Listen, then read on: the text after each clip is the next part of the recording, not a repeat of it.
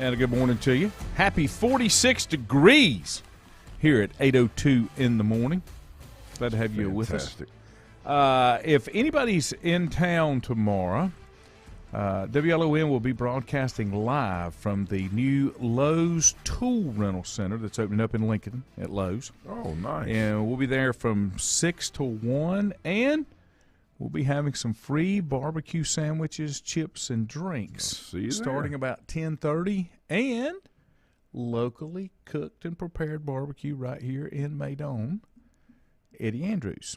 Fantastic. Eddie makes some great barbecue. Yeah, Did you notice the shirt? The Pineapple Cup. The Pineapple Cup. Looks good. It won't be long, and it'll be Pineapple Cup season again. That's what we're waiting approaching very quickly. Yes.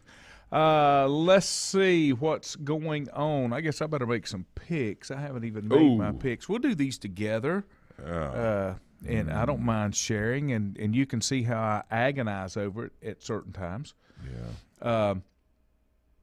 Because sometimes I struggle and I overthink it, and that's probably not the best thing to do, but that is what I do. Let's see here. Glad to have you folks along with us. Richie, that's not a gold vest, honey. That is a fall brown. That's not a gold. It's the Bandy's thing.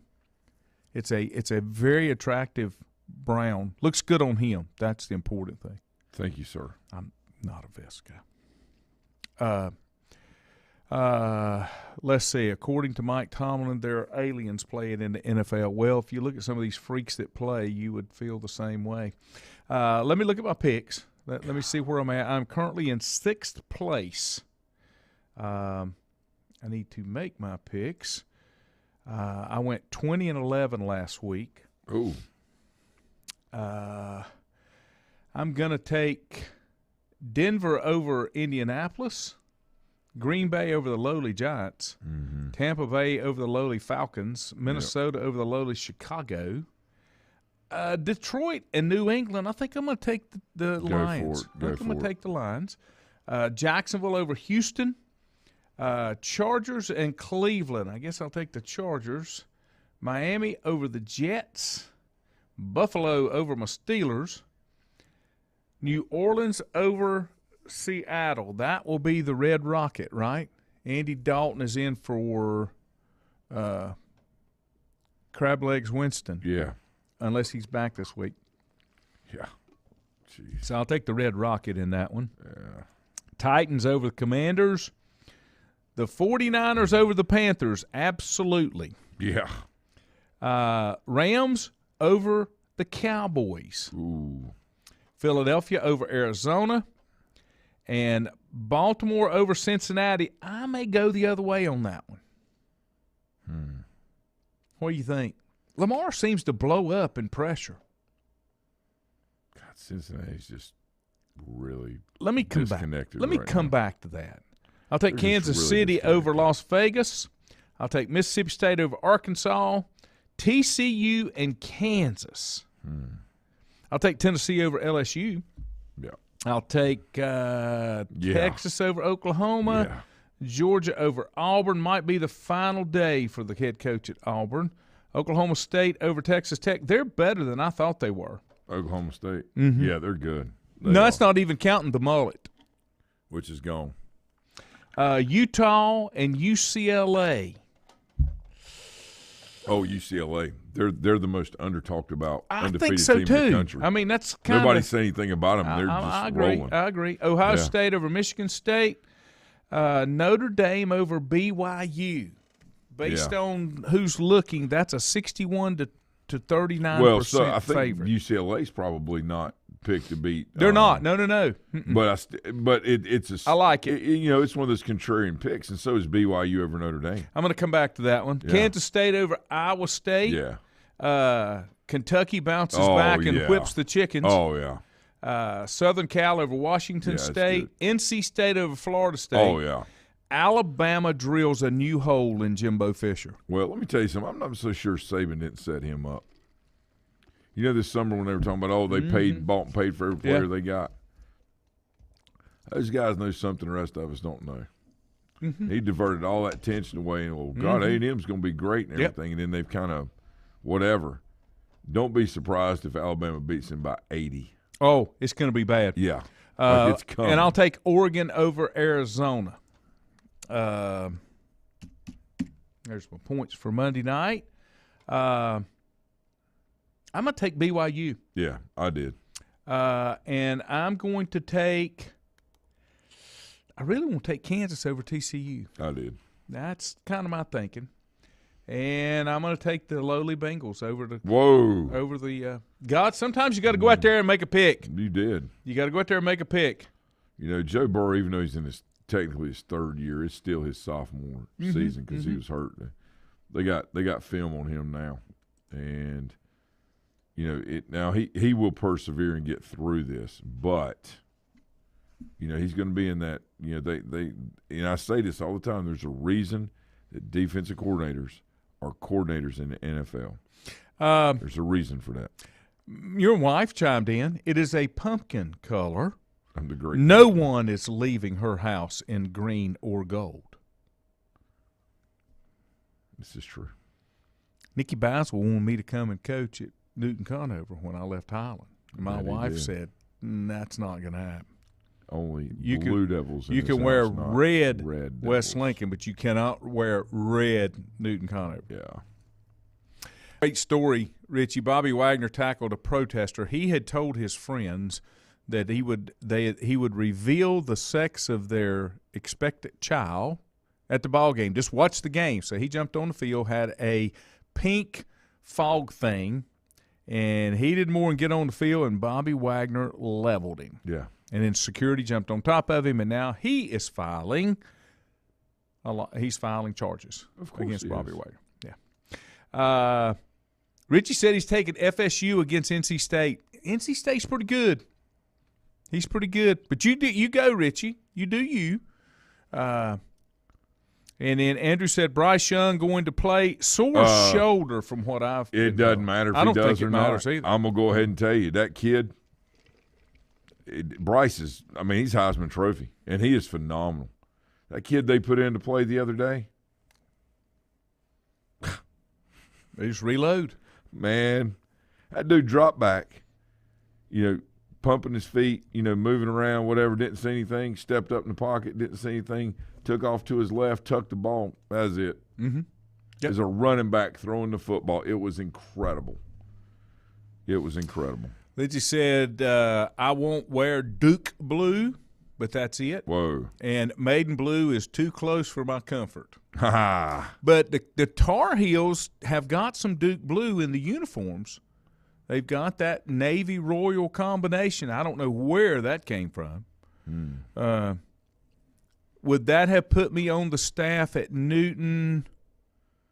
Probably if I'd have stayed on. Oh, they'd have won 5 or 6 instead of 1. Stop. Not because of me. I'm just an old fat man. Don't know no better. Maybe 7. Hmm? Maybe 7. No, don't think so. But I guess I had to choose between my marriage and football. You chose wisely. I know. Football's a flash in the pan.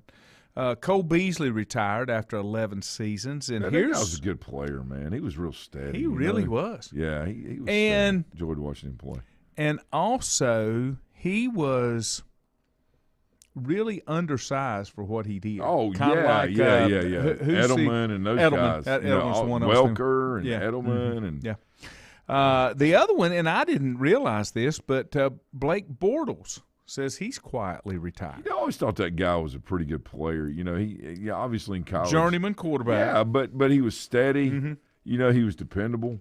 And, you know, whether he started or not, you know, he still in Lanny, I can't remember, but I think he took who was it he took to the playoffs and won? Was it not the Jaguars? He was taken number 3 in 2014. Right. And he had his ups and downs with the Jags. He is second in Jaguars history in passing yards at 17-6. Yeah. Passing touchdowns, 103 and 72 starts. Yeah. But his inconsistency was the reason the franchise decided to move on and sign Nick Foles. Super Bowl winning champion quarterback. MVP Nick Foles. Mm-hmm. Bortles set a single-season franchise record in passing at 4,428 and passing touchdowns at 35 in his second season, but then had a disastrous. His mechanics, elongated delivery, deteriorated. He threw 16 interceptions, including 3 pick sixes. Yeah. And here's what it was. He was admittedly somewhat of a mental mess. This 6 inches between your ears is the biggest effect that in any sport or athletic endeavor, I don't care what you play, the mental side of it is so huge.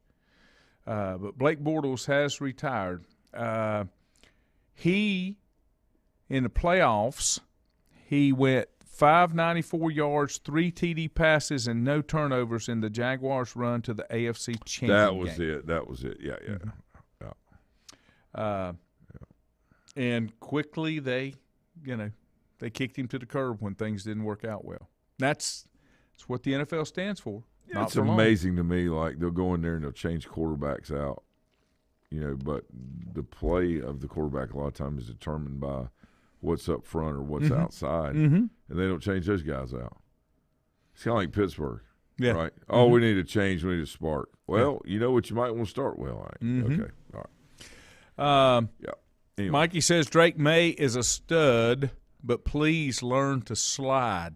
My only concern with him right now, and I think it's just because he's still got his kid body, he's just not very thick. He's got a big frame, but he's not thick, which is hard. That'll change. Which is hard on the body a little bit. And he'll have to be smarter with that. And you learn by trial and error. Yeah, this is correct. This is correct. Brian, good morning. Think about you, buddy.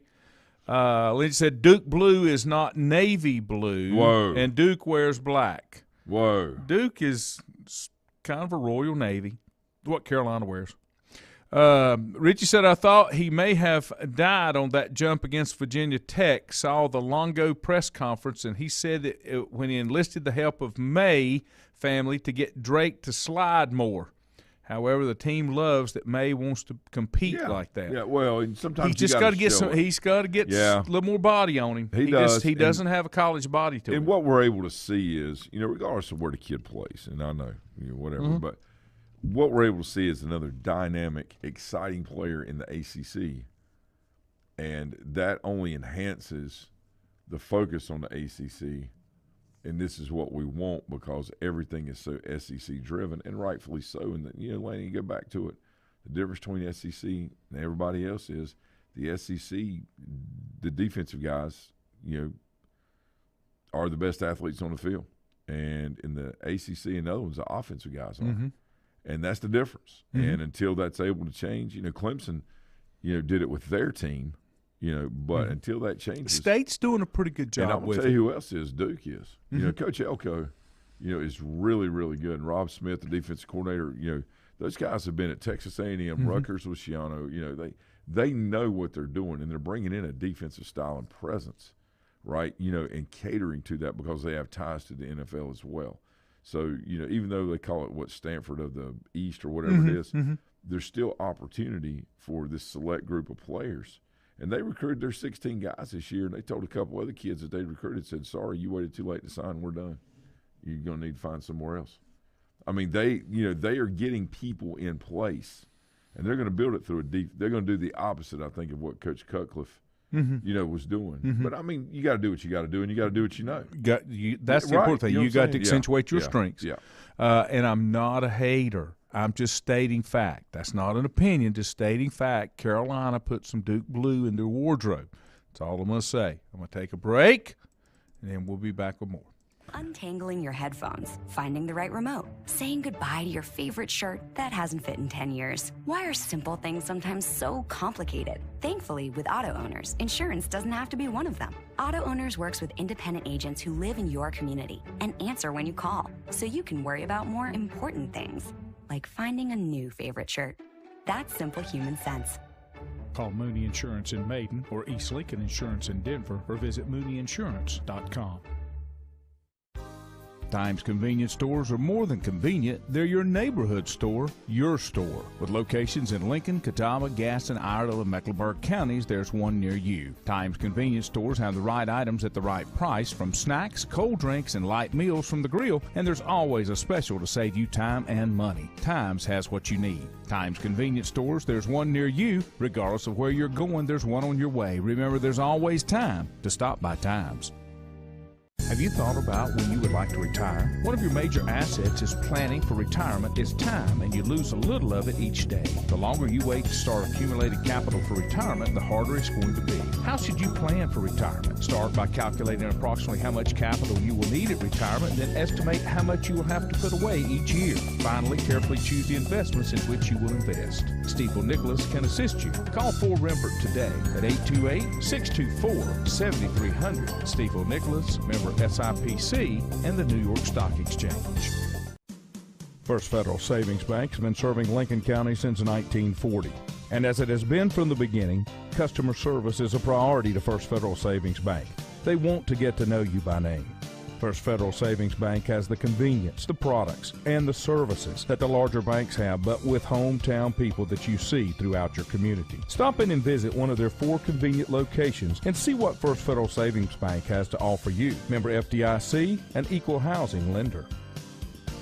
Whether it's a sit-down meal or a call-in for the drive-thru, Brookwood Cafe and Catering is the answer. A variety of meats, vegetables, and desserts cooked daily, or a hot sandwich from the grill, they have what you're looking for to satisfy your taste buds. If you need catering from 5 to 500, Brookwood has you covered as well. Stop by Brookwood Cafe and Catering at 202 Providence Mill Road in Maiden. Don't forget breakfast daily till 11 a.m. Open Tuesday 6 a.m. to 2 p.m., Wednesday through Saturday 6 a.m. till 8 p.m., and Sunday from 7 a.m. to 3 p.m. Call 828-428-8944 to place your order today.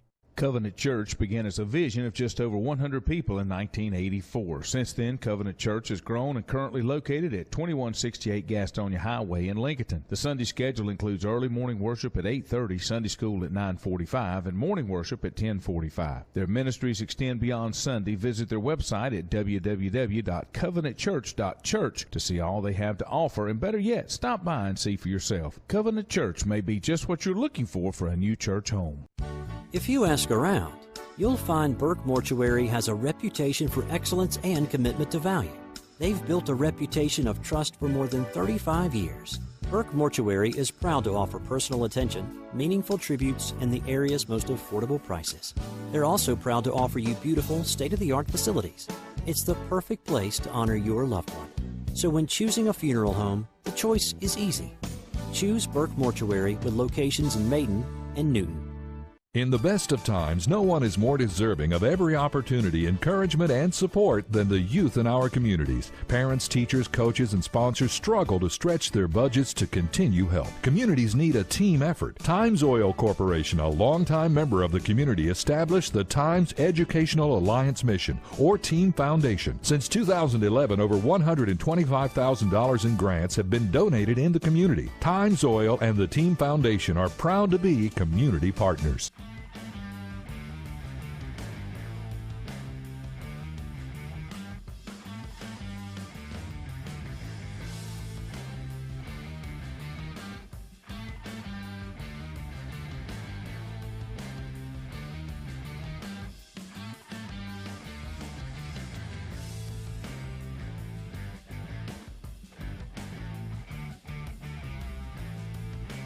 And welcome back. See if we get a couple headlines. The Braves did win, and they will play Tuesday. I do not have game times yet, but we will have that on WLON. The wild card gets underway tomorrow. That's 3 days: Friday, Saturday, Sunday, and then the everything else.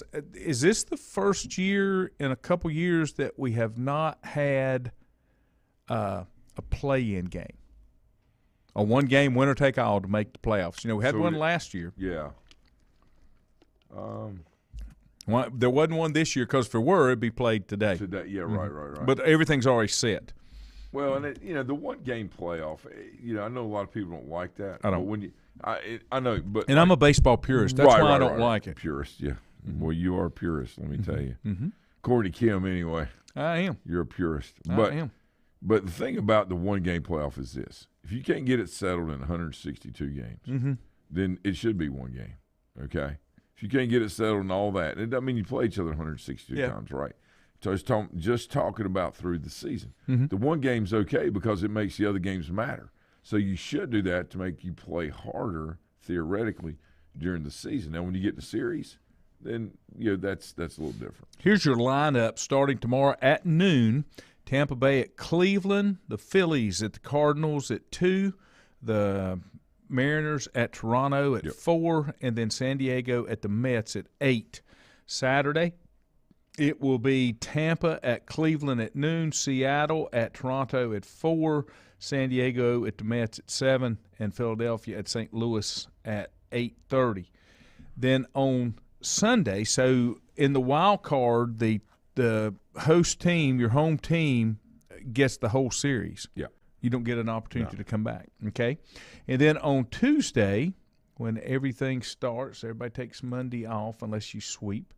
It will be Monday is the Yankees, Houston, Atlanta, and Los Angeles, and you don't know who those matchups are till you get through the wild card because it depends on who wins, which one has to go where. But your teams coming out, the Yankees in Houston from the AL side, Atlanta, and the Dodgers from the NL side. So baseball is set. It's playoff baseball, and it's that time of year. It's good. Baseball's good in October too. I mean, it is. It's I like it throughout the year, but I don't watch it a whole lot. I listen to it some, on the radio, obviously, and that kind of thing. But yeah, this is the time of year it gets really, really good. Andrew says, when Duke and Carolina play next weekend, will that be for the Coastal Division title? I think so. I'm going to tell you, that's a good point. It very well could be. Let's the way see what things the are standings set up. look. And this will be the last year of the divisions, right? Yeah. I think in the they're ACC. going back. Right. I think they're going Okay. Right now, inside the conference, you've got Duke and Carolina 1-0. You've got Georgia Tech and Virginia Tech at 1-1. That won't hold up. Then you've got Miami at 0-0, Pitt at 0-1, and the challenging Cavaliers at 0-2. Yeah, interesting about them. Now, there is still speculation Auburn's head coach and Scott Satterfield will not make it through the end of the season. I mean, we'll see. Yeah. NC State is 4-1 overall on the Atlantic side. Clemson's 5-0, Syracuse 5-0, Florida State and Wake at 4-1, Boston College at 2-3, State at 4-1. Good league. And 2-3 for the Louisville Cardinals. Good league. And then State and the Cardinals, Louisville, are winless inside the conference. So that'll settle some things. I mean, down. Louisville could very easily finish 3rd or 4th next year. Based on where things are. Look at the the side of the league they play on. So I mean, what do you do? I don't. Lindsay said she saw where tens of people braved the drizzle in Durham last week to see Duke play. Andrew's a closet Duke football fan. Closet. I'm just saying. Brandon Eicher said Dabo does the same at Clemson, offers an athlete, gives a deadline, and then moves on. You know why? That's because he's got people to talk to. He can't take his time doing that. He's got plays to call, both sides of the ball. He's my hero. Richie said, depending on what happens this week, that game will definitely have huge implications on the Coastal race. Richie said there's normally more fans of the visiting team at Wallace Wade Outdoor Stadium than there are fans of home teams. Mikey said, coaches help me understand how Baker Mayfield can't get any of his passes over the line of scrimmage. He's short. I mean, stature-wise. I mean, short. I don't think he's 6 foot. If he is, maybe 6 foot even.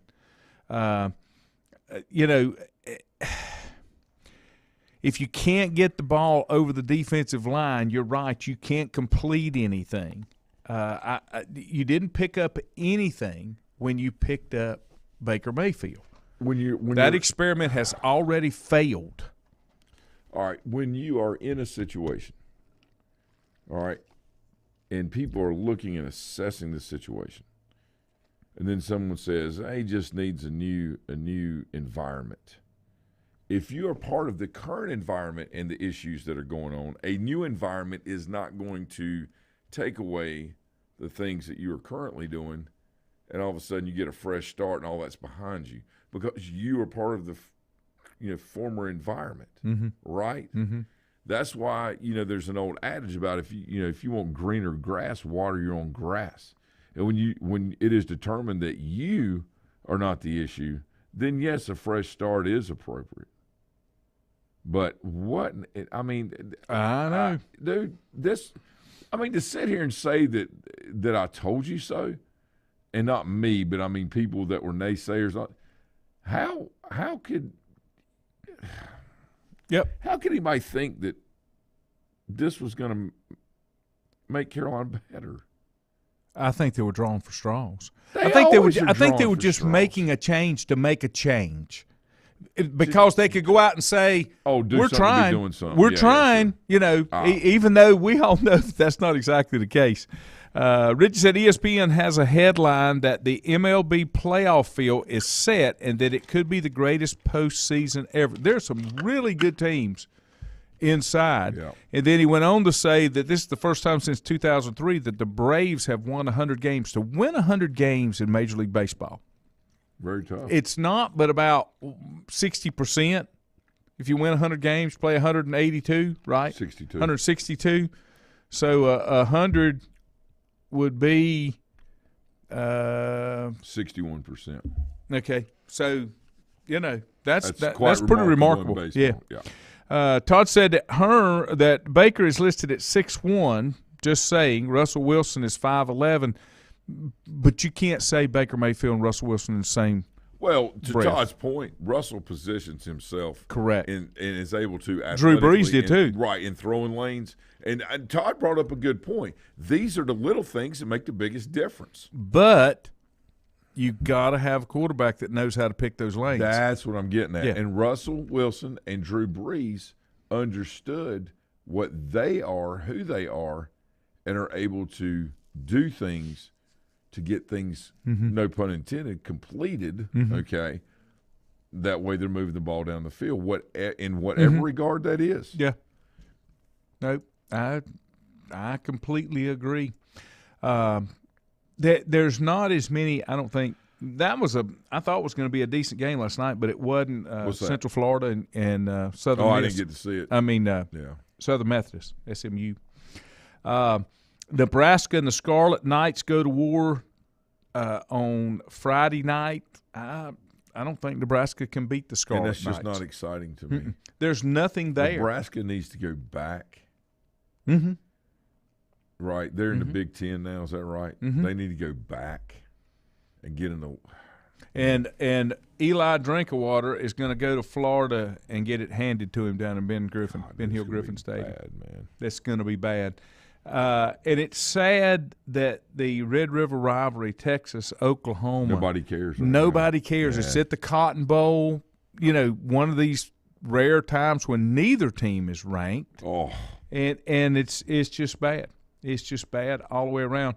Louisville is at Virginia. That's two teams. Both teams need a win. Well, somebody's going to get one. Need a win. Can Georgia put 60 on Auburn? 80. An embarrassing loss to Auburn probably do in their coach. I was listening to one of my favorite commentators in college football. Paul Feinbaum. No. Is Joel Klatt. Yeah. And I like him. And he re-ranks his top five every week based on how they played the week before. Right. Okay? Sure. And he dropped Georgia to 3 because they've struggled for 2 weeks. Yeah. Based on how they played. Sure. Now, they'll be back. That's not going to be a problem. But, you look at some of these games, Virginia Tech, Pitt, that should be a huge game, and it's not. Tennessee and LSU, that should be a huge game. Yeah. And it's not. It is for Tennessee. Yeah. Yeah, I mean, but you know what I'm saying, because they're playing so well. But you're right as far as it's LSU and Tennessee's playing great but now. That used to be, Son Heupel is on a mission. He was pissed, very upset that he didn't get that job at Oklahoma. He was very upset, and he is now going to coach harder than anybody in the country to be there and say, I'm Oklahoma alum. Yeah. I did this and did that when I was out there with my teammates, and you didn't want me. Here it is. Yep. I'm going to hand it to Here you. it is. Yep. And that boy's going to, I say, boy, that guy's going to name his price to go to Oklahoma in about 3 years. Carolina goes to Miami this week. That could be huge, and that could be It'll be a big game. That could be an upset. Yep. That could be an upset. At any time. Let's see. Andrew doesn't want to say anything bad because Mike is back. Lynch said, I have a friend who lives in Nebraska and actively wagers against the Huskers every week. Yeah, absolutely.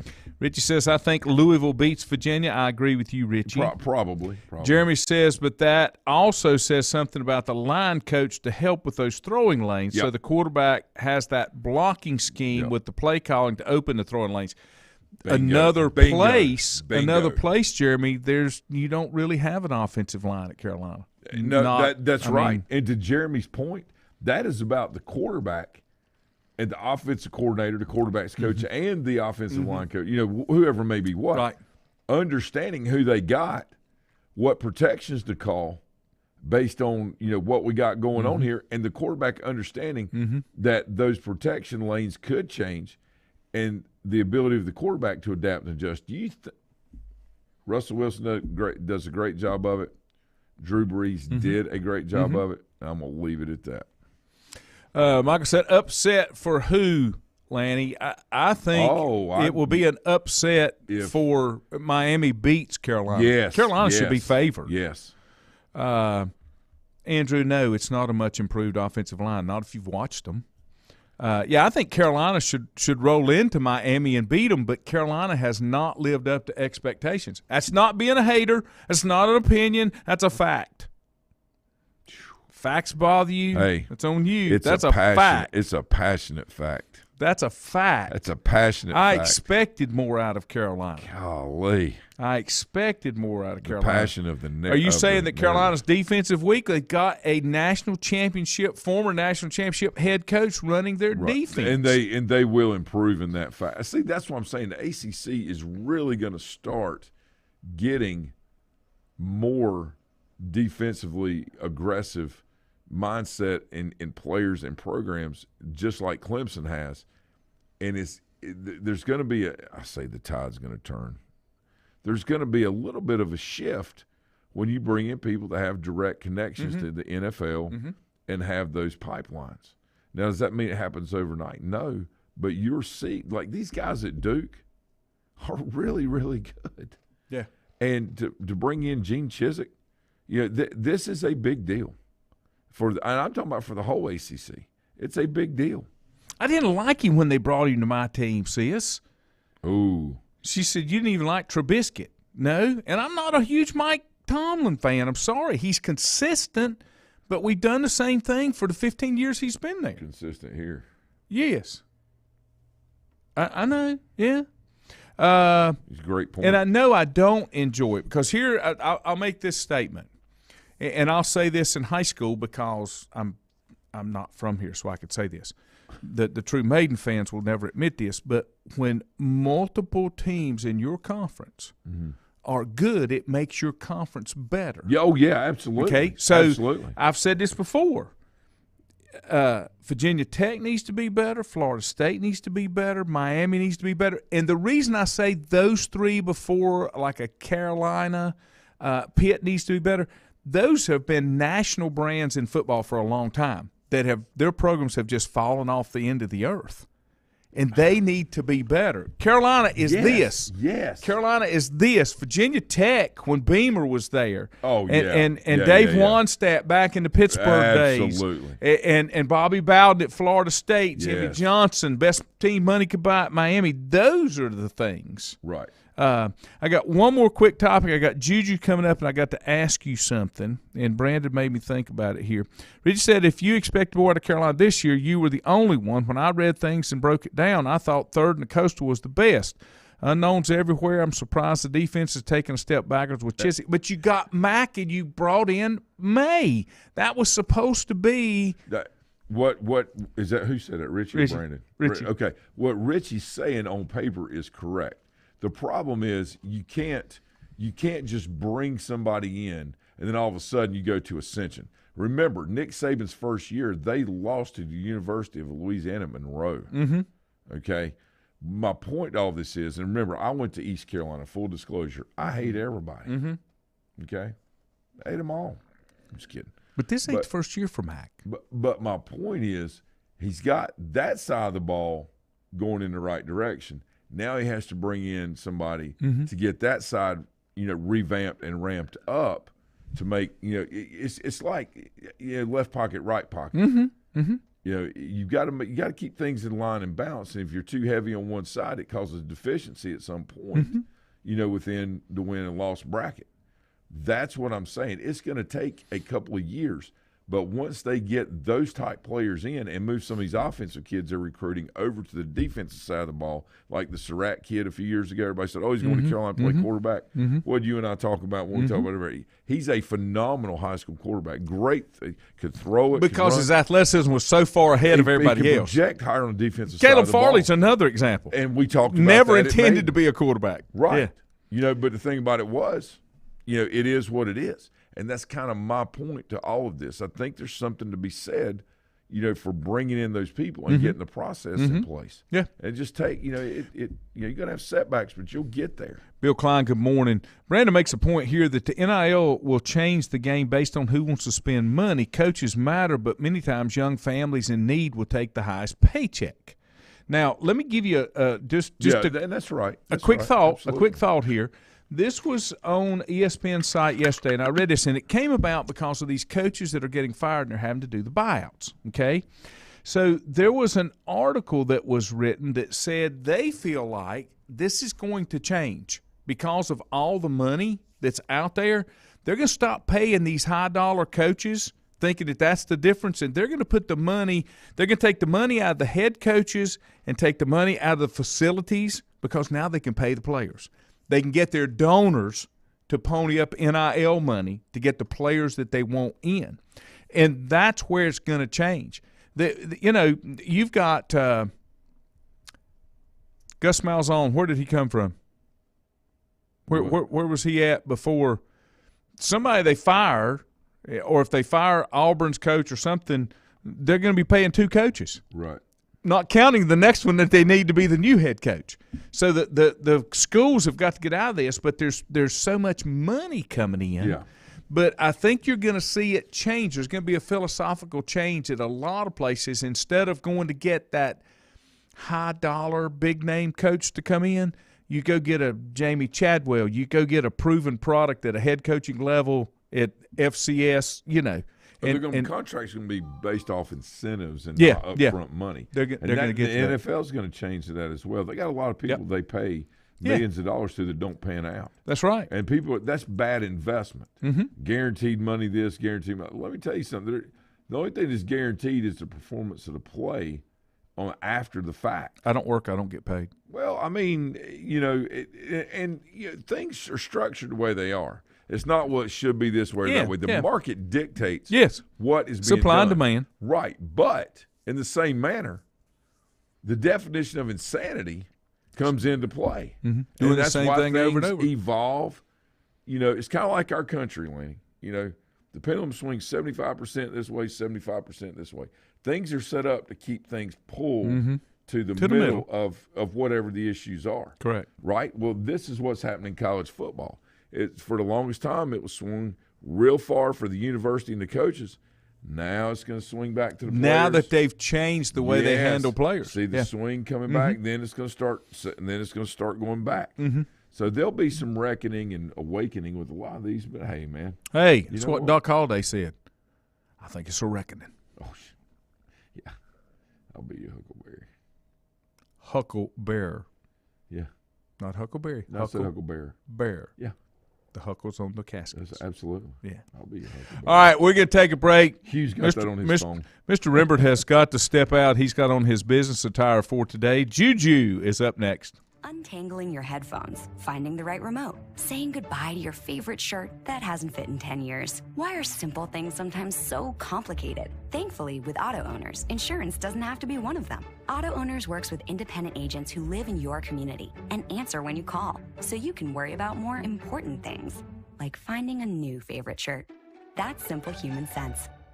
Call Mooney Insurance in Maiden or East Lincoln Insurance in Denver or visit MooneyInsurance.com.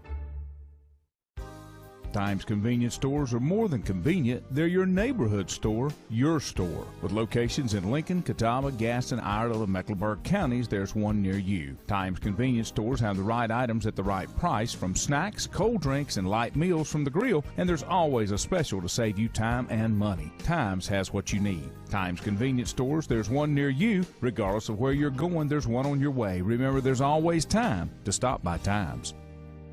Have you thought about when you would like to retire? 624-7300. Steve O'Nicholas, member SIPC, and the New York Stock Exchange. First Federal Savings Bank has been serving Lincoln County since 1940. And as it has been from the beginning, customer service is a priority to First Federal Savings Bank. They want to get to know you by name.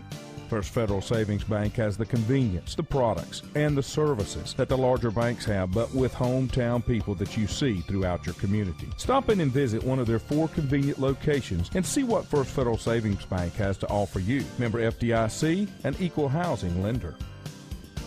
Whether it's a sit-down meal or a call-in for the drive-thru, Brookwood Cafe and Catering is the answer. A variety of meats, vegetables, and desserts cooked daily, or a hot sandwich from the grill, they have what you're looking for to satisfy your taste buds. If you need catering from 5 to 500, Brookwood has you covered as well. Stop by Brookwood Cafe and Catering at 202 Providence Mill Road in Maiden. Don't forget breakfast daily till 11 a.m. Open Tuesday 6 a.m. to 2 p.m., Wednesday through Saturday 6 a.m. till 8 p.m., and Sunday from 7 a.m. to 3 p.m. Call 828-428-8944 to place your order today. Covenant Church began as a vision of just over 100 people in 1984. Since then, Covenant Church has grown and currently located at 2168 Gastonia Highway in Lincoln. The Sunday schedule includes early morning worship at 8:30, Sunday school at 9:45, and morning worship at 10:45. Their ministries extend beyond Sunday. Visit their website at www.covenantchurch.church to see all they have to offer, and better yet, stop by and see for yourself. Covenant Church may be just what you're looking for a new church home. If you ask around, you'll find Burke Mortuary has a reputation for excellence and commitment to value. They've built a reputation of trust for more than 35 years. Burke Mortuary is proud to offer personal attention, meaningful tributes, and the area's most affordable prices. They're also proud to offer you beautiful, state-of-the-art facilities. It's the perfect place to honor your loved one. So when choosing a funeral home, the choice is easy. Choose Burke Mortuary with locations in Maiden and Newton. In the best of times, no one is more deserving of every opportunity, encouragement, and support than the youth in our communities. Parents, teachers, coaches, and sponsors struggle to stretch their budgets to continue help. Communities need a team effort. Times Oil Corporation, a longtime member of the community, established the Times Educational Alliance Mission, or Team Foundation. Since 2011, over $125,000 in grants have been donated in the community. Times Oil and the Team Foundation are proud to be community partners.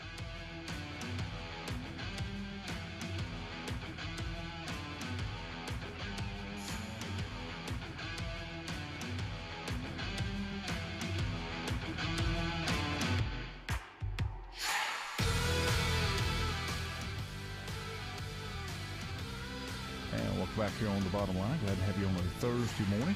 We do each and every week. We like to check in with a good friend, Juju Phillips, when he can't get in studio. Good morning to you, sir. Hey, Lanny, good morning. As always, a pleasure to join you. Thank you, sir. I appreciate you taking the time out. Big game for the Bears coming up this weekend? Yeah, they play Limestone, you would probably take a survey of teams that Lenore Ryan plays each and every week. And throughout the season, I would guess that fans would not guess it would be Limestone, a team program that's only been around less than 10 years, are off to an undefeated start in conference play, and they're the only 2 teams left that are undefeated, LR and Limestone. So they play in Hickory this week at the newly renovated Moret Stadium. Limestone's a team that has turned it around. They're coached by Mike Fury, and he had been in the NFL for the last 4 years, Lanny, as wide receivers coach for the Chicago Bears, and got fired with the rest of the staff did. at the end of last season. And he had coached at Limestone back in the 2014, 15, 16 seasons, I believe, before he left to go to the NFL. So they kind of welcomed him back because Limestone went winless a year ago, 0-10. And so he has turned it around. They got a bunch of transfers on their roster. They went through the transfer portal route, and they are playing well. They opened their season against Gardner-Webb of the Big South and got beat pretty badly, but since then they've reeled off 4 consecutive wins. Now, they're not playing the really tough teams in Division II football. I think their combined record of teams that they've played is like 6-18, and that includes Gardner-Webb, who's off to a 1-4 start. So they are not playing the tough teams, but they are beating the teams they're on their schedule, and they are improved, having improved 40% almost from a year ago. Why am I thinking that Limestone had a program years ago? Is this their first program or a reboot of a football program? I think this is their first foray into football. Erskine, who Lenore Ryan played earlier, they did have football back in the 50s before they cut it off and restarted it last year. And maybe you're thinking of Erskine. LR played them a couple of weeks ago. No, I had a good friend I went to school with that was a homecoming queen down there back about 1980, our age. And I could have sworn they had football, but maybe not. Maybe I'm wrong. And no, I can't say 100%. In doing games and remembering doing research every year, I don't think they have, but they could have maybe a long time ago. I don't know. Okay. What else is going on? I saw you posted some pictures about what's going on with the gym up at LR. Yeah, Schubert Gymnasium. It's been around since the late 50s. It's one of the oldest gymnasiums in western North Carolina. They're doing a reboot or a renovation. They have taken out all the old wooden bleachers. The fans of the Southern District 7 have grown accustomed to, and they had all those basketball tournaments there way back in the 80s and the 90s. They took out every single one of those old wooden bleachers, and they refurbished it, put in new seats. They changed the name from Schubert Memorial Gymnasium to Schubert Arena. And so we're an arena now. It's an arena now, even though they got smaller. So they went from a gymnasium that seated, about 3,000 fans, 3,500 fans, down to an arena which will seat about 2,200. So they've shrunk a little bit, taken out all those wooden bleachers, and the seats have been added, and that's going to take up a little bit more space. Fans will have a little bit more elbow room, so to speak, to go to those games. In addition, they moved some things around. As you walked into the gym, if fans remember, to the left was always where the benches were at, the teams, and the press row, where they've just switched it, and they've gone from the left side to the right side, and the student section will be on the opposite side. So, I mean, they moved things around a little bit. They put some nice paint jobs in. They put new scoreboards in. They put down a new floor. And, of course, the new seating and the bleachers. So, yeah, they've refurbished it quite a bit. And it's going to be a little bit more intimate than what it used to be. It used to be spread out a little bit more. Now fans are going to be a little bit closer. Well, and that's where everything's going, don't you think?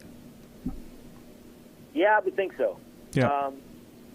If LR is looking at long-term athletic, where they're going to fall in the athletic realm, I'm not so sure. 2,200, maybe they could add some more seats if they needed to. But 2,500 seats for a college basketball arena or gymnasium, whatever you want to call it. I think arena just sounds, more updated than a gymnasium. Then that's probably the way to go. They're not going to if they play a major team, somebody that would draw a lot of fans, they'll end up playing them probably on the road. For instance, Lenore Ryan's men's basketball team will open up the season, I believe, on October 30th. No, October 30th, I believe they're going to open up with an exhibition game at Louisville against the Louisville Cardinals. And you're asking, why are they going to do that? Well, the head coach, Everett Sullivan, is a Louisville grad. He played for Denny Crum back in the 80s. Well, that's back in the day there now. Yes. You were right on the Livingston thing. The Limestone thing. Livingston's up in Salisbury, right? Correct, yes. And Limestone's down in Gaffney or thereabouts? They're on the reservation at Gaffney High School. But now this year they're playing They're playing at the home football stadium where they play lacrosse as well. But they had been playing at Gaffney. This is the first year they're playing on campus. Okay. Then I got my memories wrong, but it'll be okay. I want to ask your opinion on this when I saw this. I don't know if you saw the fan that ran out on the field during the game that on Monday night to announce the sex of the child that he and his wife were having. Did you know the backstory on that? I do not know the backstory. I'm not interested now, but go ahead. Well, here's the part. This was during the game, and he had told his friends to watch, and he had this, like, pink smoke bomb, so he ran out on the field with the pink smoke bomb going, and Bobby Wagner laid him out. Okay? This was shortly before halftime. Now, he was going down the sideline, so it was right there. But now police have confirmed in Santa Clara that the perpetrator, the fan who ran on the field, is going to place charges against Bobby Wagner. Okay. You okay with that? Yeah, it's his right. He's allowed to do that. It's just that they want to drag it out and embarrass him. But wasn't I go back I guess the first time I ever saw that was when Mike Curtis laid the guy out, and if you go look at the video, the guy went one way, his glasses went another way, and the football that he picked up went a third way. And of course, Curtis's answer to that was, anybody comes on my field, takes my ball, pays my price. There was no off gear with him. No, and I think when the guy that got tackled by Mike Curtis was separated from his brain and his body, when he got back up, he was laughing. So obviously he had some adult beverages. You think? Can't believe you think that. I was reading. This is in California. Talking about this in California. So anything goes, perhaps. But I would guess that maybe he'll get a day in court. Yeah. But that's about it. You cannot come out on the field as a fan and expect to draw attention to yourself and not have a player do that, or kindly push him off the field. But I really don't blame any football player, because you don't know what a fan's going to have in his pocket, or what it may or may not do, especially in 2022. I'll ask you this question. I saw it's an article that Alex Scarborough did on ESPN. Says Nick Saban might not like the transfer portal rules, but he sure has mastered them. Sometimes it's about what you say, trying to be politically correct, I think, with Nick. But Nick's going to use everything at his disposal to put the best players on the field in Tuscaloosa. Don't you agree? I totally agree. He's come out and said he doesn't like it, doesn't like the format of it and why they do it, but he's going to take advantage of it if he can, because he can. He's not doing anything illegal or immoral, but if he's going to play by the rules, if that's the rule that's going to be, then okay, let's go at it. Let's go out and get the best players that we can, and they have. They pulled out a couple of players, and he's taking advantage of it as much as possible. And if college football, the NCAA, whoever is in power, is not going to listen to some of his suggestions, then so be it. Yeah. Surprised by the move by the Pittsburgh Steelers off of Trubisky and going to Kenny Pickett. A lot of folks thought that would come at the bye week, which is still a few weeks away. I was one of them as well, but having watched, I think I've watched just about every game they played this year, and there wasn't Trubisky. Even though when they signed him, I thought he would be perfect. The fact, I don't know if the Steelers even thought that they would have Kenny Pickett in their sights to get drafted, and they thought maybe Trubisky, if they drafted a quarterback, it would not be Kenny Pickett. And the guy they would have drafted perhaps would have taken a couple of years to develop. I don't think they imagined that Kenny Pickett would fall in their lap like he did. So I thought Trubisky was probably a short-timer, so to speak. But when he started the season and has played, he made a lot of throws that were – I just don't think he was, the Brett Favre gunslinger type. Ben Roethlisberger was the same way. You make throws, you try to be aggressive, you go down the field. I think Trubisky was quarterbacking the team and trying not to make mistakes. And he missed a lot of throws. He was inconsistent.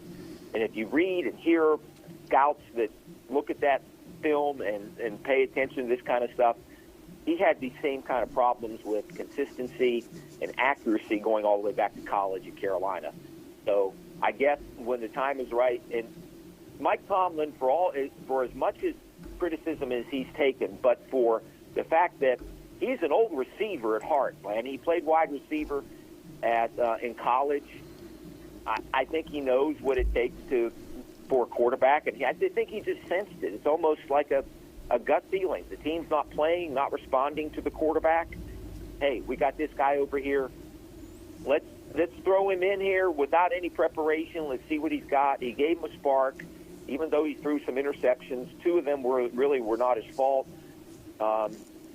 He threw some interceptions, but the team got a spark, and I think they're going to try to ride that out with him and let this young team grow together, especially on offense. They got a lot of young wide receivers. They got a young and up-and-coming offensive line, which is playing better. They got a young running back in Najee Harris. I think they say it's his time, and I can't fault that. It just happens to be they're going to play a gauntlet of 4 tough teams, starting with Buffalo this week. Mm-hmm. Well, I'll tell you this. I always had a saying when I was coaching: if I'm not playing well and I'm looking like I'm going to be losing some games, I'm going to lose with my future, not with my past. Yeah. Does that make sense? Yeah. And that's kind of the way that I looked at it, because that's in essence what it is. A lot of folks used to get upset because you would not play your starter, or not play your seniors. You'd play your younger kids, but kind of that's the way that you want to do it. Because your seniors, they're going to graduate, but you're trying to build for the future. You can't just put things on hold and get tremendously sentimental. No, you can't, and that's a great point. I think Mitch Trubisky was looking over his shoulder from the get-go. He knew that Kenny Pickett was the future. He was just almost like a placeholder. Mm-hmm. But again, the team wasn't responding to him, Lanny, and no matter how many games it is, if it's just one game, if they're looking at a small sample size of 4 games, they just needed a spark. And 25% of the season. Yeah. Even though they lost last week. And I think maybe they thought if we don't do something, it's going to get away from us, and we're really not going to have. And maybe Tomlin don't want to have that first losing season. Well, I think the way it's going right now, and with Kenny Pickett, I don't think he's going to make they're going to make a playoff push. Mm-mm. If they get a top 10 pick next year, that's fine. That's great because they need to rebuild an offense and defensive lines. They have turned their cheek the other way when it comes to rebuilding the defensive line and the offensive line. Now, T.J. Watt fell in their lap at pick, 30, 29 or 30. Same thing with the Haywood guy. On the offensive line, they haven't drafted a number 1 pick in, 10 or 12 years. So if they get a top 10 pick, top 12 pick this year, then they'll invest in the offensive line. And that's a good thing because then they'll have a young quarterback, young running back. They got a super tight end, Pat Fryermuth, who catches all kind of passes. He might be the next Travis Kelce, in my opinion. Mm-hmm. And they got some young wide receivers that are pretty good. So their offense should be better. With Kenny Pickett, he should give them that spark because Trubisky just wasn't – the offense wasn't moving, Lanny. If you look at all these stats and all these next-gen stats, and they'll tell you Steelers are near the bottom in just about every single one. Mm-hmm. Yards per play, turnovers, running, rushing yardage per game, everything that you look at that NFL teams look at how their offense is shaped up. Steelers are at near the bottom of every important stat in football. So they're going to make a change and let their number 1 – they drafted him number 1, throw him in there. There's no better time. It's like, a young kid, you throw him in the water, right? Throw him in the pool. No, you're exactly right. Anything else you got, sir? That's it, Lanny. A couple of things you mentioned about the LR game this weekend. It's Letterman's Day. Anybody that played and lettered, I don't even know if they even talk about lettering in football anymore. Do they do that in college football? Yeah, but it's not one of those big things that just kind of puts you in the record book that you actually were there. Yeah. Well, that's Letterman's Day at LR, and it's also Educators Day. So anybody that's an educator out there, all you have to do is, I think you have to go and sign up at, I believe it's lrbears.com, and they'll give you a code. You can sign up as an educator, and they'll have your ticket ready for you at the game. Okay, sounds good. Sir, I appreciate it. You're certainly welcome, Lanny. We will talk to you soon. Thank you. We'll do it again on Monday. We'll take a time out and be back with more here on The Bottom Line.